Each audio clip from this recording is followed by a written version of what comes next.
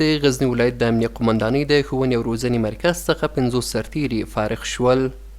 په دغه غونډه کې چې په همدې مناسبت جوړه شوې وه، د امنیه قومندانۍ د ښوونې او روزنې مرکز مسؤلینو وویل چې دغه سرتیري د یوې میاشتې نظامي او عقیدتي روزنې دورې له بشپړولو وروسته فارغ او د خدمت لپاره چمتو شول. به تعداد 50 نفر مداومین کورس در قماندانی طوله تعلیمی به مدت 1 ماه در بخش‌های ذیل تعلیم دیده است. تکتیک پلیس است، عملیات‌های پلیس است، تصفیه است و تلاشی است و تکنیک سلاح‌های مختلف نوع و اخلاق پلیس و دروس عقیدتی در این طوله ما برای شاگردان تعلیم داده ایم. فارغ شوي سرتیري هم خوښ دي چې مسلکي روزنه یې ترلاسه کړې ده.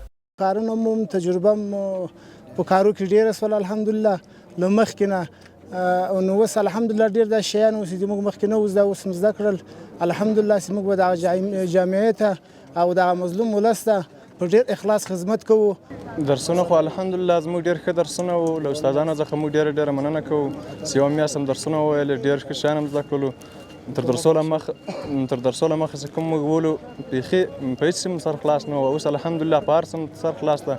تعقیب الګرفتاري، تعلیم قدم او نور داسې کوم کارونه چې وو په هغو تحقیقي دغه ټولو باندې مې انشاءالله سر خلاص له استادانو څخه موږ ډېره مننه. دا په داسې حال کې ده چې څه موده وړاندې هم 50 سرتیري د دې ولایت د امنیه قومندانۍ د ښوونې او روزنې مدیریت له لوري د 2 میاشتنۍ نظامي او عقیدتي روزنې دورې له بشپړولو وروسته فارغ شوي وو.